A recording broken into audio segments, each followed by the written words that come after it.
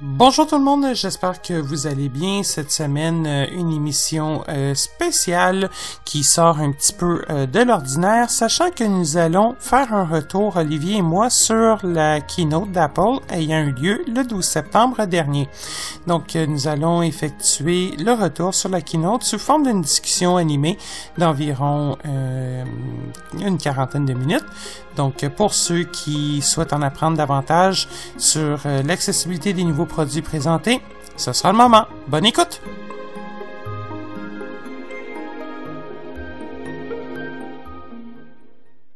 Bonjour Olivier. Salut. J'espère que tu as pu passer une bonne keynote. Oui, c'était agréable à écouter.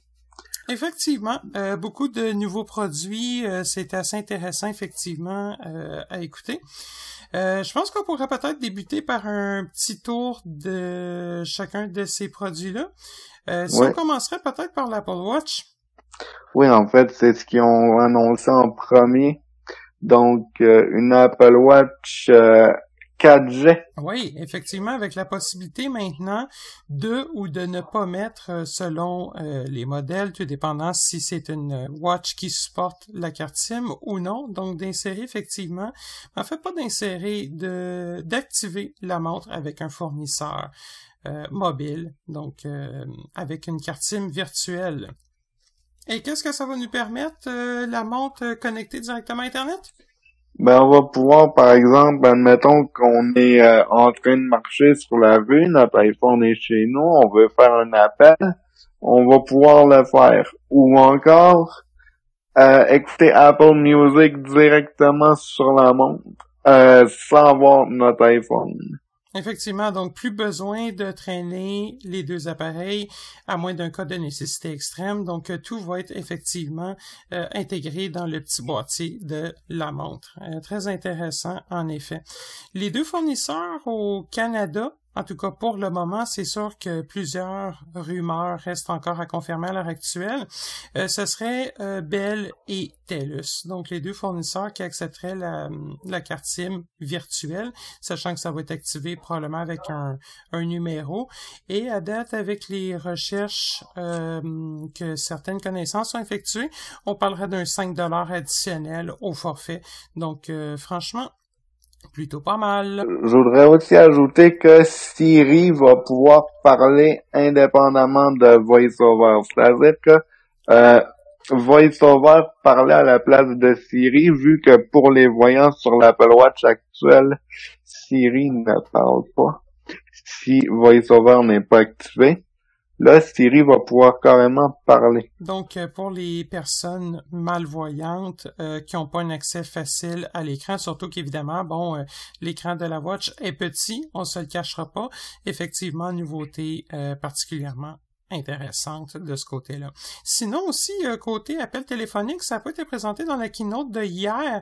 Par contre, la nouvelle version de WatchOS devrait intégrer un clavier permettant d'entrer des chiffres lors des appels téléphoniques. Donc, option manquante à l'heure actuelle, surtout avec la panoplie de systèmes automatisés qui existent maintenant aujourd'hui. Également, Olivier, je sais pas si tu as eu un petit intérêt, je sais pas si tu es un sportif aguerri au niveau maintenant de l'Apple Watch, des petites nouvelles fonctionnalités au niveau du rythme cardiaque. Oui, donc l'Apple Watch va pouvoir notifier si on a des anomalies cardiaques, admettons qu'on est au repos et le cœur bat pas de façon régulière, on va avoir une notification. Donc ça, je trouve ça plutôt bien de la part d'Apple. Effectivement. Tout ce qui va manquer bientôt, puis peut-être on pourra espérer que ça pourra être intégré dans les modèles futurs, c'est pas encore le cas, mais la prise de pression automatisée ou encore une technologie révolutionnaire qui pourrait tout simplement permettre un calcul du taux de glucose dans le sang. Je pense que ça pourrait être très intéressant. Il y a déjà des appareils, par contre, qui permettent de prendre la pression avec son iPhone. J'ai déjà entendu des podcasts là-dessus. Effectivement, sauf que c'est un appareil externe à ce moment-là. C'est pas Oui. nativement intégré. Même chose, j'avais à l'époque, il y a peut-être 1 an ou 2 ans de ça, à titre personnel, j'avais testé un glucomètre créé par la compagnie Dario. Le glucomètre se connectait à la prise jack du iPhone. Par contre, au niveau accessibilité, c'était très très peu fiable, sachant que la seule façon de s'en sortir avec le fameux glucomètre, c'était d'utiliser une plage braille à ce moment-là. On s'en sortait pas. Et l'application qui était développée par Dario pour obtenir les résultats, c'était très très complexe à naviguer à l'intérieur de mon souvenir. On avait dû abandonner l'idée assez rapidement de ce côté-là. Apple TV? Apple TV, oui. Donc, Apple, il y a 2 ans, ont lancé l'Apple TV 4e génération, donc 4G, qui embarquait l'App Store, la possibilité Siri aussi. 2 ans plus tard, donc, ils sortent un nouveau modèle, l'Apple TV 4K. Effectivement, donc Apple TV 4K, qu'est-ce que ça signifie 4K? Une belle image. Donc au niveau de la 4K, ce qui a été présenté hier, c'est beaucoup au niveau donc des jeux en réalité virtuelle augmentée, des films, tout ça.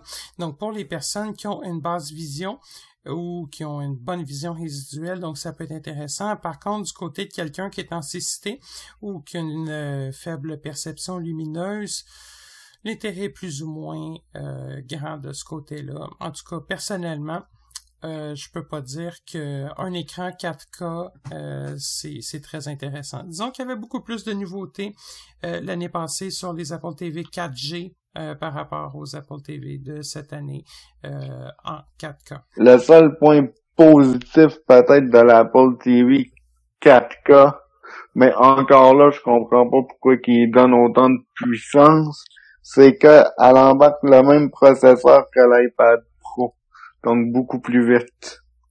Ouais, effectivement. Ben pourquoi ils ont fait ça, c'est quand même assez simple à comprendre. C'est tout simplement parce que les jeux vont être plus gourmands, donc ça va nécessiter beaucoup plus de processeurs pour être en mesure de runner donc des jeux avec nécessitant du 4K. C'est tout simplement pour ça, d'après moi. Une chose quand même intéressante qui a été mentionnée pendant la keynote de hier, c'est que le TV App, donc l'application permettant d'écouter des séries télévisées en replay, va maintenant être disponible au Canada d'ici peu.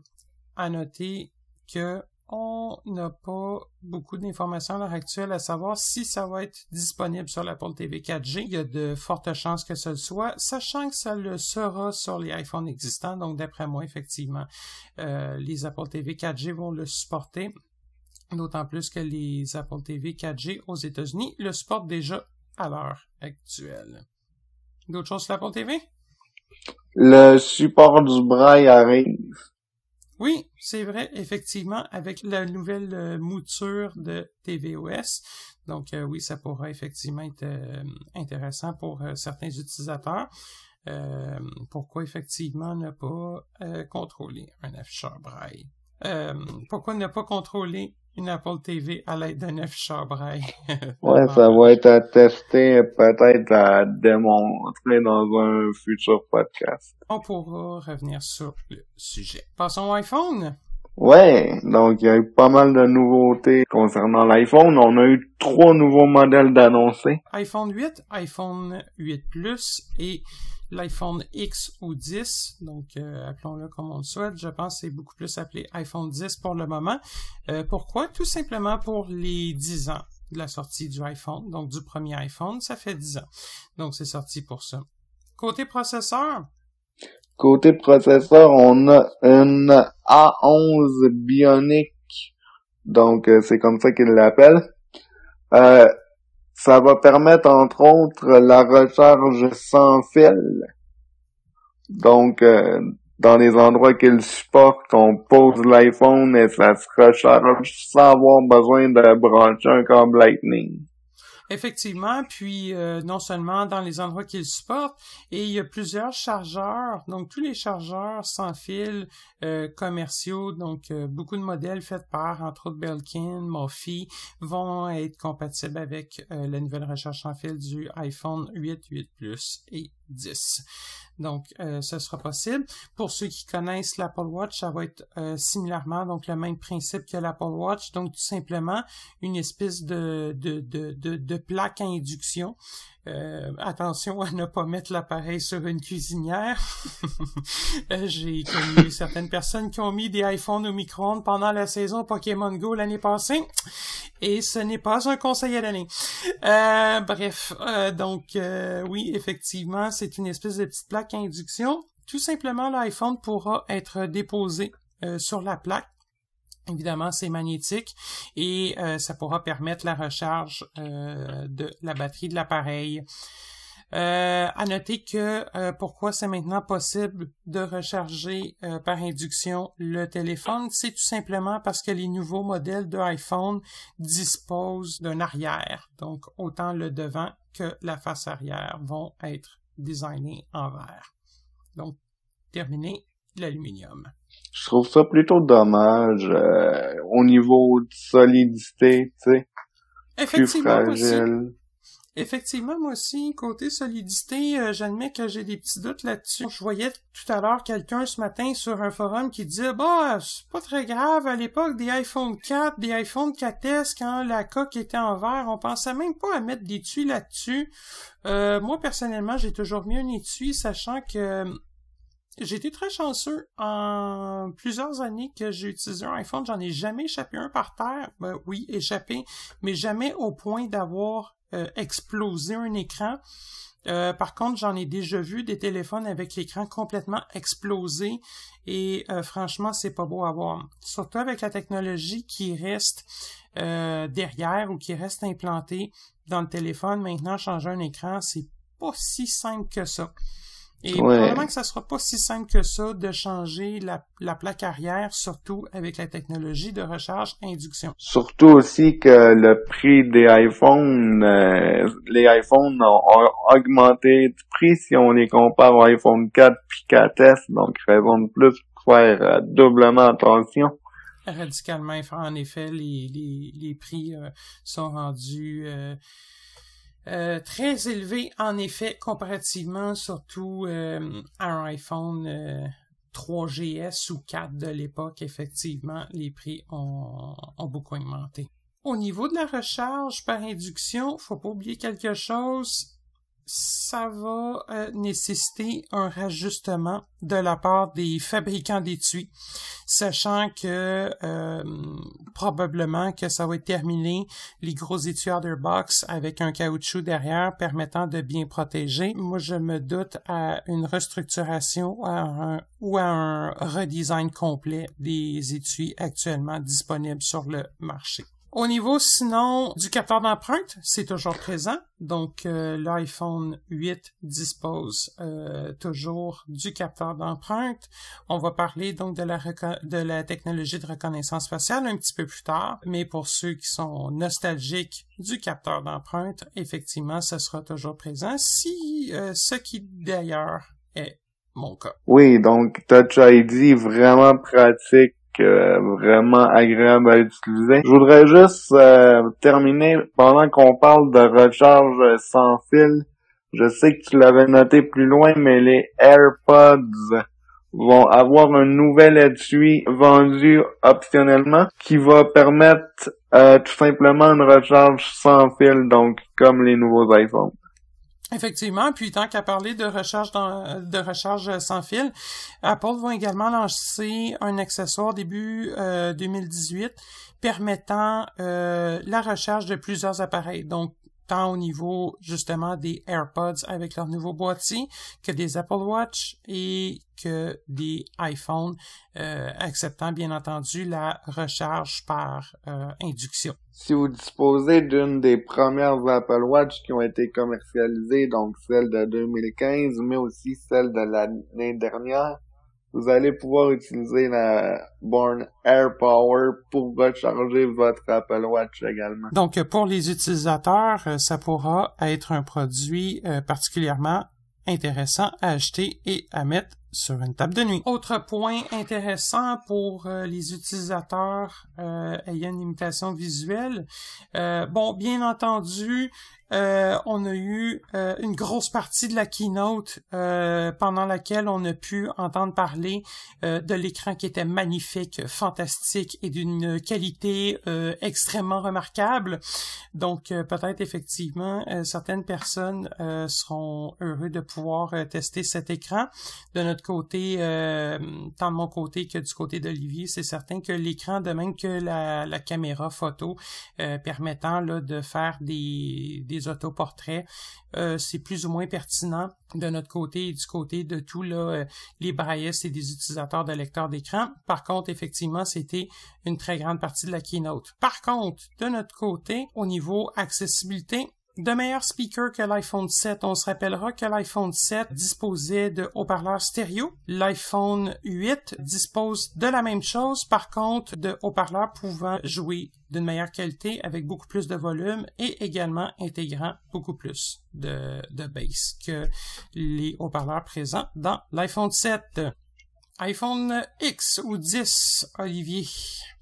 Oui, donc là, personnellement, je dois dire qu'Apple m'ont beaucoup déçu parce que, bon, même si on s'y attendait, même si les rumeurs l'avaient prédit, c'est une chose, une rumeur, mais c'est une autre chose quand c'est confirmé. Je parle de l'abandon de Touch ID et carrément de l'abandon du bouton principal. On se rappelle que sur l'iPhone 7, le bouton principal était rendu virtuel, donc il était sensible avec le Taptic Engine seulement lorsque l'iPhone était allumé, donc il était rendu virtuel. Mais en fait, il était quand même physique parce qu'on avait vraiment le dessin du bouton dans le bas de l'écran. C'est tout simplement que le cercle, c'était vraiment un cercle plus renfoncé dans l'écran. Lorsqu'on mettait le pouce ou le doigt alors que l'iPhone était éteint, c'était tout simplement un renfoncement, il n'y avait aucune réaction. Par contre, effectivement, quand le téléphone est allumé, le système de Taptic Engine permettait effectivement de savoir si le bouton est enfoncé ou non. Voilà. Donc, sur l'iPhone 10, c'est fini. Pour moi, personnellement, étant un utilisateur d'un Google Pixel au quotidien, je m'y suis habitué de pas avoir de bouton physique. Surtout que les gestes, il va y avoir des gestes pour remplacer. Comme, par exemple, je crois qu'on balaye vers le bas pour accéder à l'écran d'accueil. Visuellement, on balaye vers le haut. Donc, c'est un swipe up, donc un balayage de bas en haut avec un doigt. Visuellement, c'est comme ça que ça fonctionne. Probablement que certains gestes vont être disponibles avec VoiceOver de ce côté-là. On n'en a pas quand même une liste exhaustive à l'heure actuelle, par contre.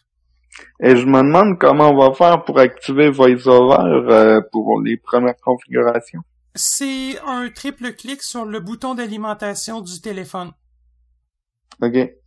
Et de même, pour Siri, ça va être le bouton d'alimentation, donc sur le côté de l'appareil qui va servir à invoquer Siri. Il va falloir faire vraiment attention parce que si on veut éteindre notre téléphone, il va falloir peser assez longtemps, mais si on veut juste invoquer Siri, il va falloir faire attention de pas appuyer trop longtemps pour pas l'atteindre par erreur. De ce que j'avais cru voir au niveau de la keynote, c'était tout simplement une pression simple de ce que j'avais vu.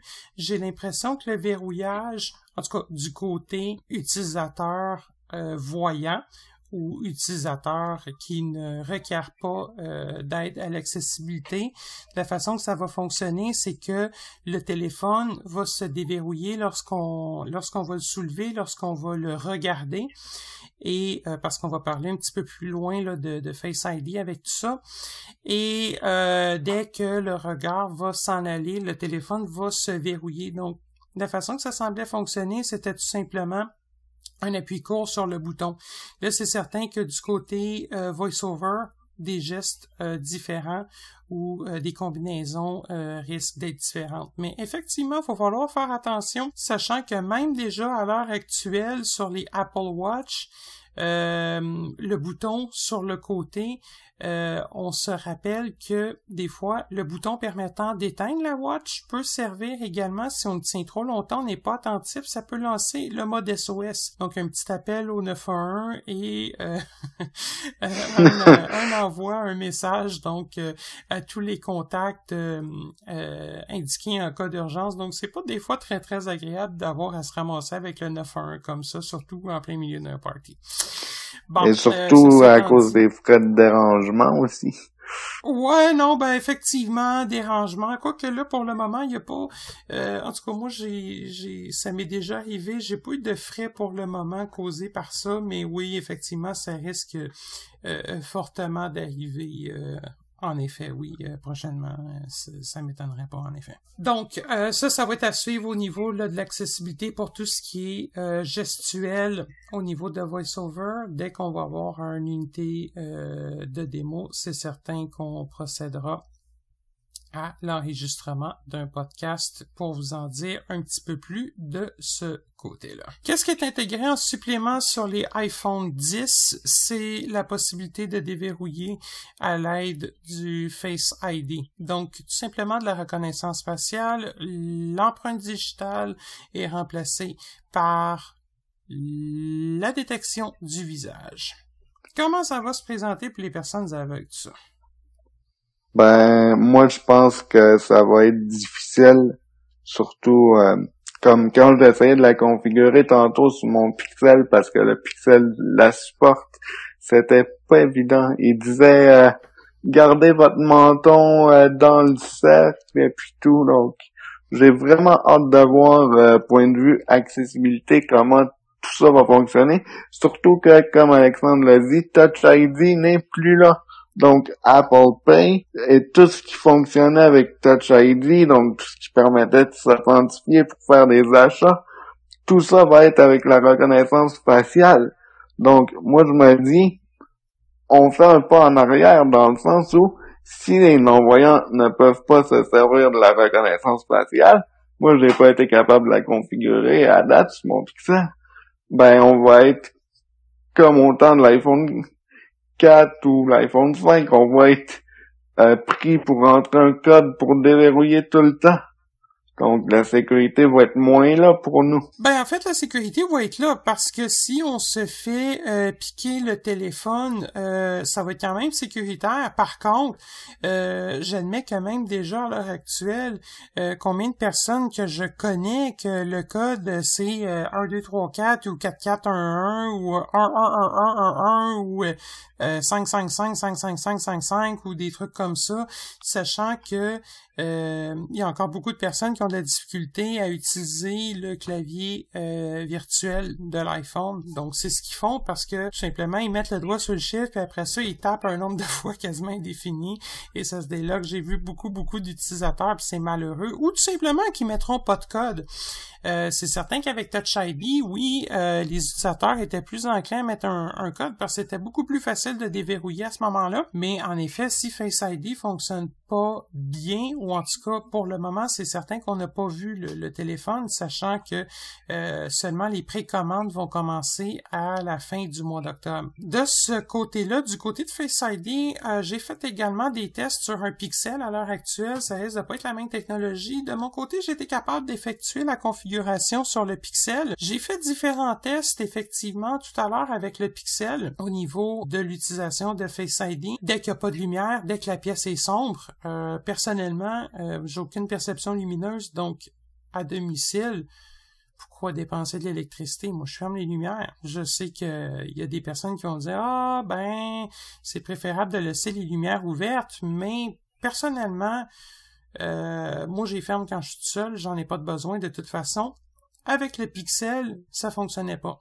Je me suis directement fermé dans une salle de bain. Je me suis même mis une serviette devant moi. Donc, vraiment, là, ça bouchait même la fenêtre. Et j'ai mis donc le téléphone, le Pixel, entre moi et la serviette directement. C'était impossible de déverrouiller avec le Face ID. Du côté du iPhone, au niveau de la configuration, en plus de tout simplement prendre la figure en photo, non, ça va en plus de ça nécessiter de faire une espèce de mouvement de tête circulaire. C'est ça qui semblait expliquer. Et j'ai vu beaucoup de reviews effectivement là, qui parlaient du mouvement de tête circulaire de ce côté-là. L'autre chose, les gens qui ont des prothèses oculaires, ça reste une très très bonne question de ce côté-là. Du côté de la keynote, moi, j'ai vraiment porté attention hier. Je sais pas si Olivier t'a observé la même chose. On soulève l'iPhone, on regarde l'appareil et on balaie vers la droite pour déverrouiller.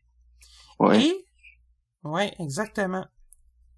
Et plus encore, la personne qui a fait la démonstration, la keynote, a carrément indiqué, si vous fermez vos yeux, ça ne fonctionnera pas. Et moi, ça m'arrive très souvent d'avoir les yeux fermés en voyant rien.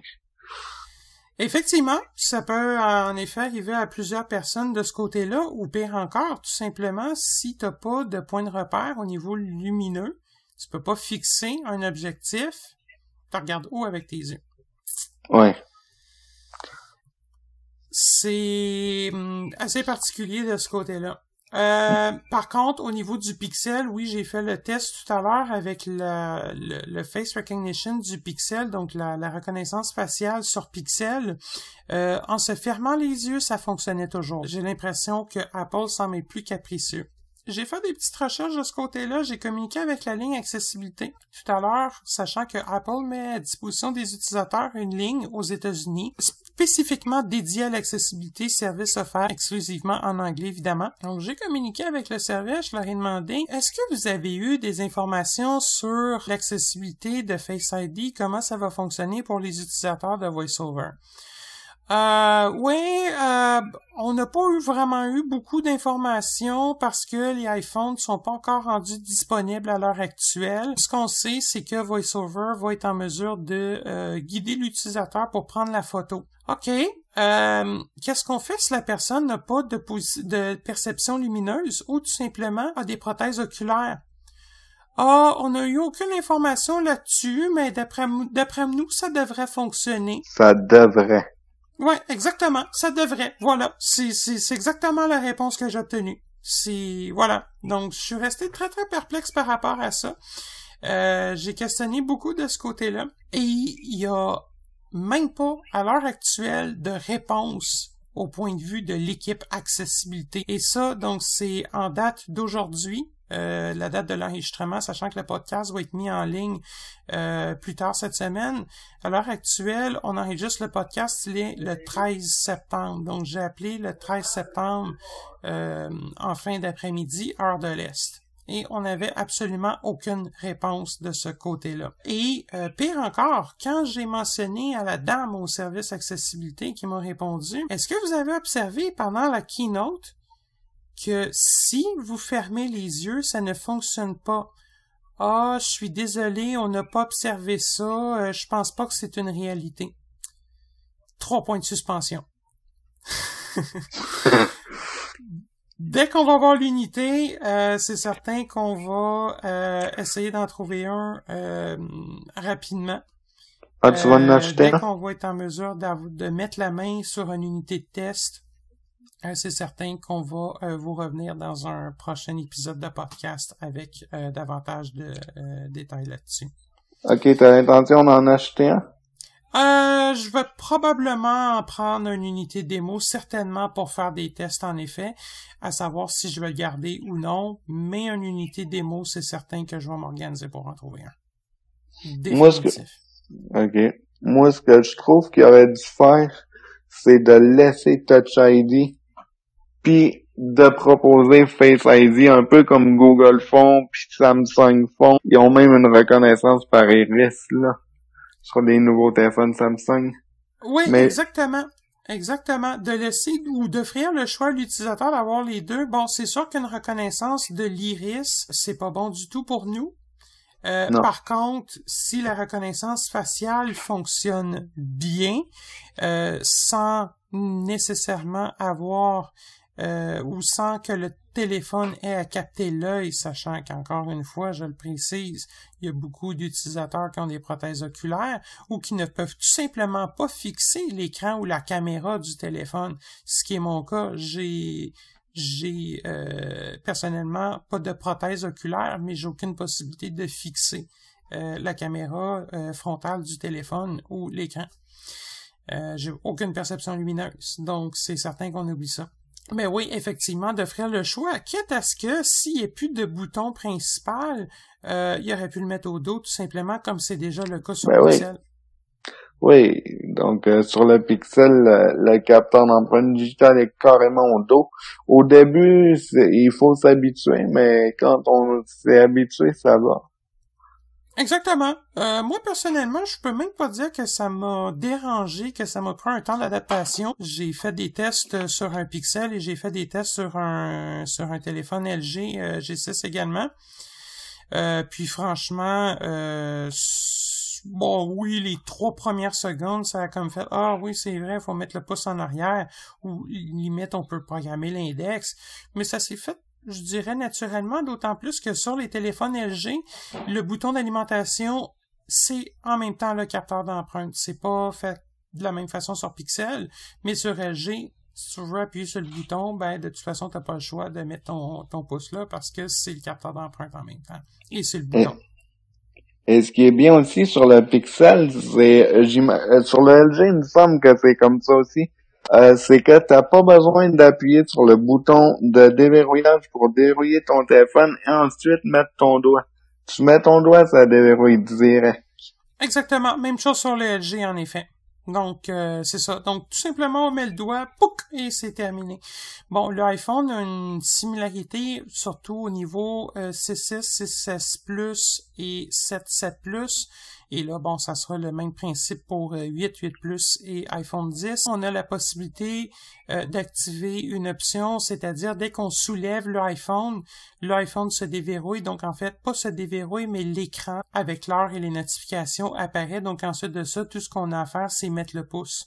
Du côté d'Android, non. Par contre, c'est tout simplement, même si l'écran est complètement éteint, tout simplement mettre le pouce, ch'tic, et ça déverrouille instantanément. L'iPhone SE supporte aussi cette fonctionnalité. Oui, c'est vrai, SE, effectivement, on l'avait oublié, le SE, en effet. Oui, le SE supporte le lever comme ça, en effet. Je voudrais juste ajouter, les iPhone 8, 8 Plus et 10 vont se vendre en 2 capacités de stockage, 64 GB et 256 GB. Je comprends pas pourquoi ils ont pas offert un 128. Pourquoi ils l'ont pas offert? J'admets qu'il y a plus ou moins d'explications. Ils auraient pu l'offrir, mais bon, Apple, tout simplement, d'après moi, ils font les choses en grand. Bon, 64, que ça parte à 64, personnellement, je trouve ça une très très bonne chose. Oui. Sachant que je vois encore aujourd'hui des gens avec des iPhones 16 GB et c'est difficile, la vie est difficile. Puis au niveau des capacités du iPhone X? Même chose. Et voilà, exactement. Donc, même chose. Donc, disponible. À noter que l'iPhone X va offrir un petit peu plus de mémoire que iPhone 8 et 8 Plus. Par contre, ce sera pas pour le moment vraiment observable pour l'utilisateur final. Les 3 nouveaux iPhones vont avoir un processeur 6 cœurs quand même.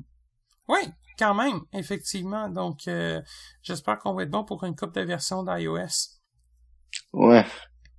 Parce que changer des appareils, là, ça va être. Autre petit point aussi, relativement à la reconnaissance faciale, j'ai vu, par contre, on ne sait pas à quoi exactement ça va s'appliquer. J'ai vu sur le blog de Jonathan Mosen que peut-être certaines personnes parlant anglais connaissent.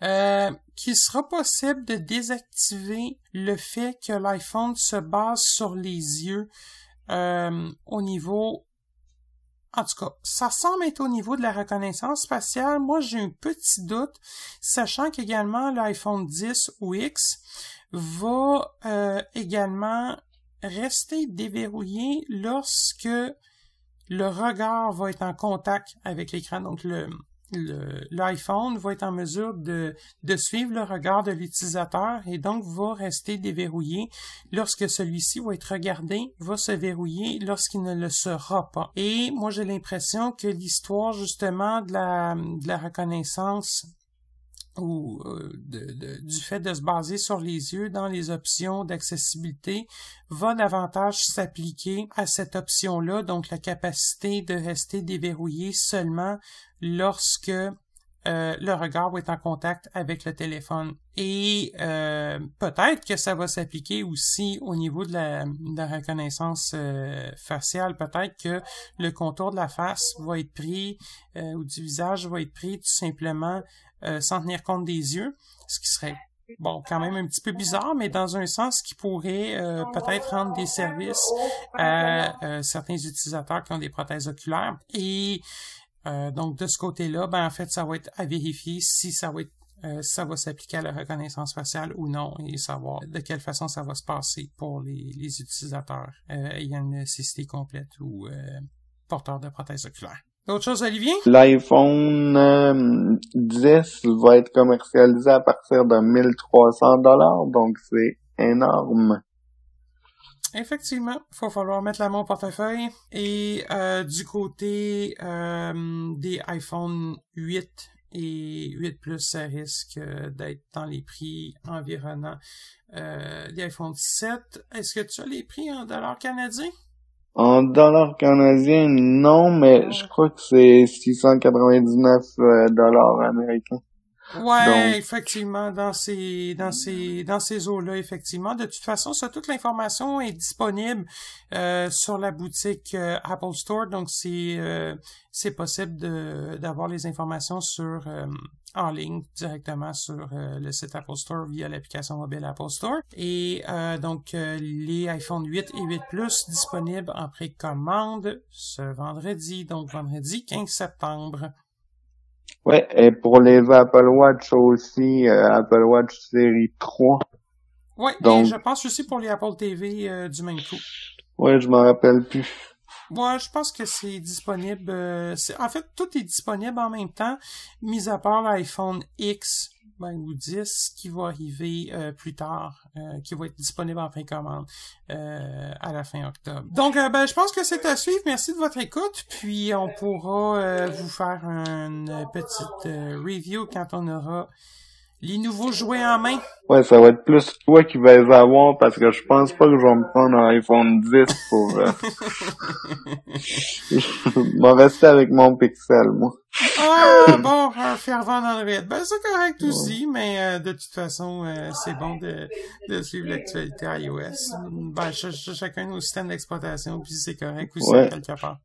Aussi, n'hésitez pas, si vous avez des commentaires, si vous voulez nous dire ce que vous pensez, envoyez-nous un email, ça va nous faire plaisir de lire ça, de savoir ce que vous pensez de la reconnaissance faciale, en voyant pas comment ça peut impacter notre quotidien. Ça m'intéresse de savoir ce que vous pensez. Ben effectivement, moi aussi, puis gênez-vous pas non plus à mettre des commentaires, soit sur la chaîne YouTube, on les prend toujours, via courriel, via téléphone, il y a également la boîte vocale qui est disponible si vous souhaitez laisser des messages.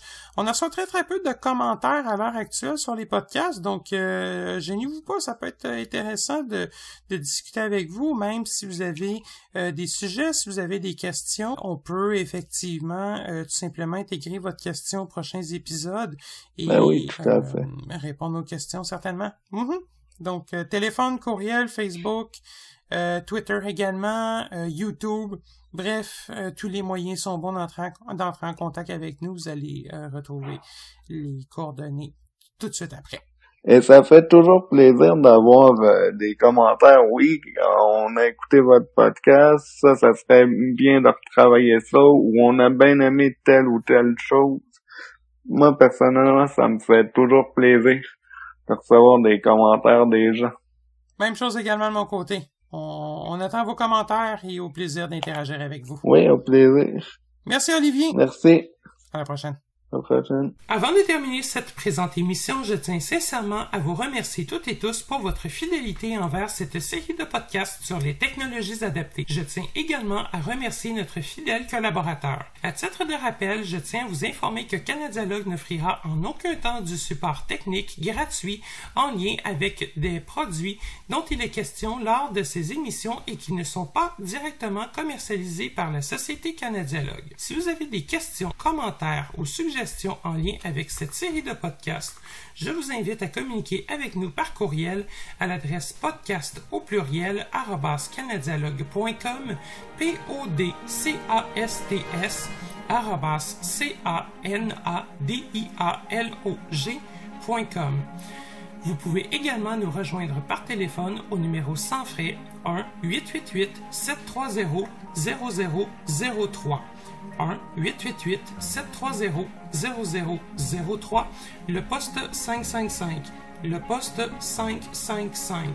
Je vous invite également à consulter notre site web qui regorge d'une foule d'informations utiles au www.canadialogue.com, www.canadialog.com. Nous sommes également présents sur les différents médias sociaux tels que Facebook, Twitter et YouTube. Je vous remercie de votre écoute.